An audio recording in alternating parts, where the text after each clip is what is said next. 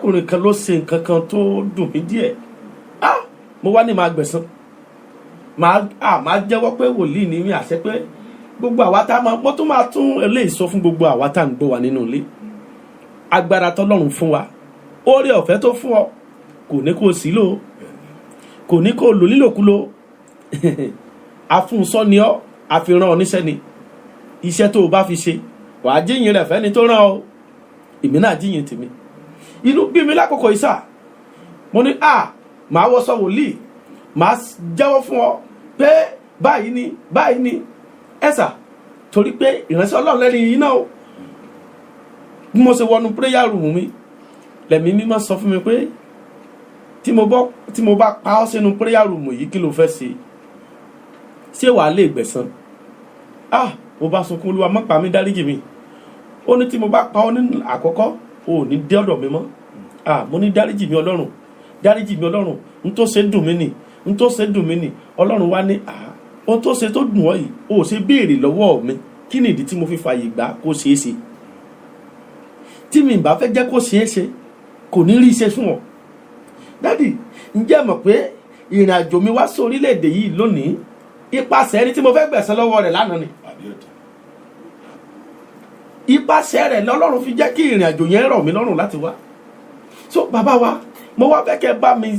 gba àwọn ará ilé níyànjú torí bí a ti ń palẹ̀ ọdún mọ́ yìí wàá rẹni tó tì ọ́ mọ́lẹ̀ wàá rẹni tó ta mi sí ọ lára wàá rẹni tí ó wọṣọ tó fi aṣọ yangàn níwájú rẹ wàá rẹni tó ń fún ẹ lówó tí ò tó owó tó wá ń fowó sakọ sí mi ni mo béèrè ìrànlọ́wọ́ lọ́wọ́ ẹ̀ ṣé torí pé ó dẹ̀dẹ̀ wá láti lóyìnbó àbí torí pé ó dẹ̀ wá láti Nàìjíríà torí pé ó ti wà lọ́wọ́ ẹ̀ torí pé kíní kan ó fẹ́ gbẹ̀san bàbá wa ní Olúwa àmọ̀ràn wo lẹ lè bá mi fi fún àwọn tí ń gbọ́ wa nínú ilé tí wọ́n fẹ́ gbẹ̀san ẹni tó ṣẹ̀ wọ́n kí ló lè bí lọ́la. ẹ ṣe ìtàn kékeré kan wà tí mo fẹ́ sọ fún yín ẹni yìí ó ní àbúrò kan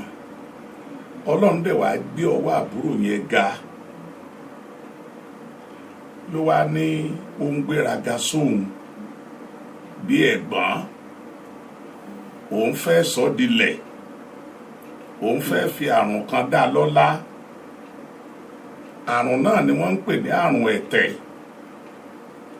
ó wá lọ sọ́dọ̀ àwọn tí ó bá ṣe oògùn burúkú yìí wọ́n wá ṣe òrùka ẹ̀rẹ́ fún wípé kó lọ mú òrùka yẹn kó lọ wá ìbẹ́pẹ dúdú tí ò tí ì pọ́n pé kó lọ fi òrùka yẹn síbẹ̀ tó bá wá tó ọjọ́ kẹrin ìbẹ́pẹ yẹn á ti máa pọ́n á ti máa dẹ̀ kó lọ ká tó bá ti wá ká kó má jẹ́ kí ìbẹ́pẹ yẹn kó fọ́ o kó má ṣe jẹ́ kí omi rẹ̀ kó kàn lára o tó bá ti wá ṣe bẹ́ẹ̀ kó wá mú ìbẹ́pẹ yẹn kó wá nǹkan tí ó fi yọ òrùka yẹn kó fi sínú omi tó bá ti wá mú bẹ́ẹ̀ kó wá fi òrùka yẹn sọ́wọ́ kó kàn kí onítọ̀ yẹn kó gbá mára olótán gbogbo ẹ̀yin tẹ́ ń gbọ́ wa a ò ní fọwọ́ ara wa ṣera wa lórúkọ Jésù àmín nígbà tí ó máa débẹ̀ ó kù ọ̀la ní àwọn aládùúrà ni wọ́n ń gbé aago pé má gbẹ̀san fẹ̀san lẹ̀ obìnrin yẹn ń lọ ló ń bọ̀ níwájú ilé ọkùnrin yìí kò gbọ́ nígbà tó máa dé ibi ìbẹ́pẹ tó ní kó ń ká ìbẹ́pẹ yẹn báyìí bó ṣe fọwọ́ kan igi bí ìbẹ́pẹ ti jábọ́ lé lórí nìyẹn tí gbogbo ẹ̀ tú dàní lórí àtòrúkọ àti gbogbo ẹ̀ bó ṣe dá dẹ́tẹ̀ nìyẹn nítorí náà gbogbo ẹ̀yin tẹ́ ń gbọ́ wa nílé ẹ jẹ́ ká fi ìjà fún Ọlọ́run jà má gbẹ̀san ara rẹ ohun tó burú lónìí tí ìwọ kà sí búburú yẹn bó ti gbọ́ látẹnu bàbá wa Jíǹrere Ọlọ́run lè lo èèyàn búburú lónìí fún ọ gẹ́gẹ́ bí èèyàn rere lọ́la ṣùgbọ́n tó o bá ti fi ẹ̀san bàjẹ́ ó bà ọjọ́ iwájú ẹ jẹ́ nìyẹn. Nítorí náà ohunkóhun tó bá jẹ mọ́ ẹ̀san, ẹ jọ̀wọ́ ẹ̀yin ọmọ Ọlọ́run alààyè, ẹ jẹ́ ká káwọ́ kúrò ń bẹ́ẹ̀ ká fi fọ́lọ́run. ẹ ṣé bàbá wa ní Olúwa. ó tí ẹ̀ ń gbọ́ náà nìyẹn ń tá a fi máa sì lọ náà nìyí lórí ètò Kristẹni Ìgbàanì ti ọjọ́ tòní. ẹ̀san gbígbà ò dára o, ẹ má jà gbẹ̀san, rò ó dáadáa o kó o tó gbẹ̀san, rò ó dáadáa ẹni tó fẹ́ gbẹ̀san lára rẹ̀ kí ni ó bí lọ́la. tó o bá ní torí pé lágbájá bímọ ló fi ń ṣe báyìí sí mi, màá lu ọmọ ẹ̀ pa, tó bá jẹ́ ọmọ gan la rán sí ìran rẹ̀ ńkọ́. ẹja ronú sí i dáadáa. lágbájá sẹ̀mí, mo máa make sure pé mo bá tiẹ̀ jẹ́, ǹjẹ́ o mọ tó bí lọ́la, ẹ̀san á máa sàn síwájú dẹni ni o. kí gbogbo olùgbọ́ mi nílé, bí a ti múra kérésì, Ọlọ́run kò ní padà lẹ́yìn rẹ o, a ò ní fẹkún parí rẹ, ìbànújẹ́ àti òṣè kò ní jẹ́ ti gbogbo wa pátá. àtọ́jú tó ń wò mí àti títí ń gbọ́ mi, lórúkọ Jésù ni mo gbàdúrà o, ibi aburú kò ní jẹ́ titi wa. kí bàbá wa tó fàdúrà kásẹ̀ lẹ̀ lórí ètò, mo kí iléeṣẹ́ Josby Radio, iléeṣẹ́ tí Ọlọ́run gbà fún tí ó sì máa gbà fún ni, iléeṣẹ́ tí Ọlọ́run yóò polongo rẹ̀ káàkiri orílẹ̀-èdè àgbálá ayé ni, iléeṣẹ́ tí yóò di ńlá, tí yóò di ìlú mọ̀ọ́ká. wọ́n sì kí amójú ẹ̀rọ wa bàbá wa ní Olúwa ni wọ́n,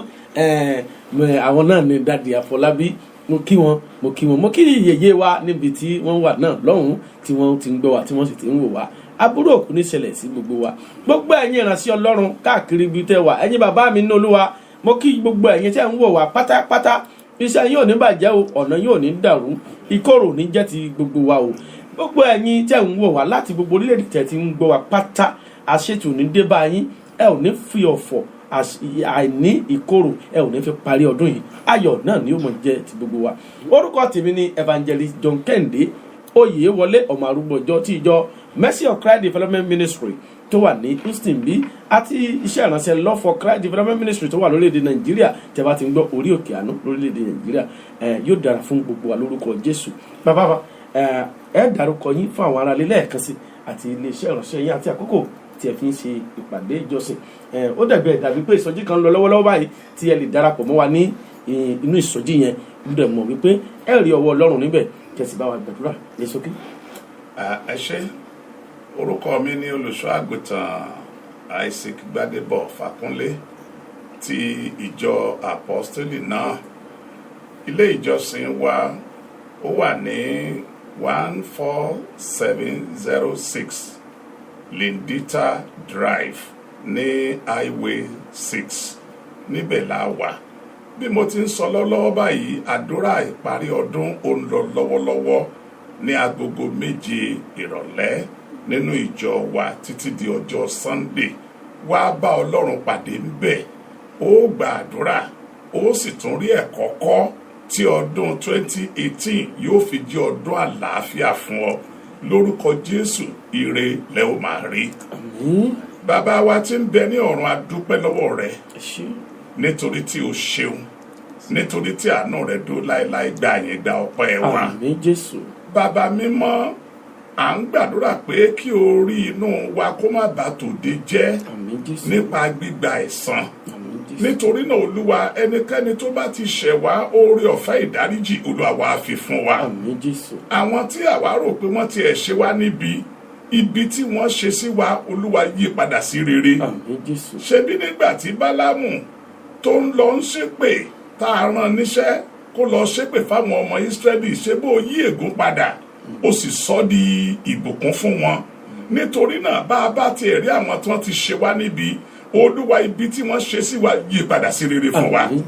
nípa bẹ́ẹ̀, bí ọdún yìí ti ń lọ sópin, àlàáfíà wa lórúkọ Jésù jẹ́ kó máa pọ̀ sí. nínú ọdún titun lórúkọ Jésù, ayọ̀ wa má jẹ́ ó dínkù.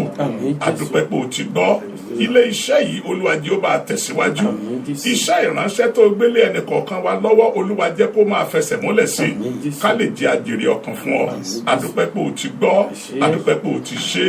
ní orúkọ Jésù Kristi Olúwa wa.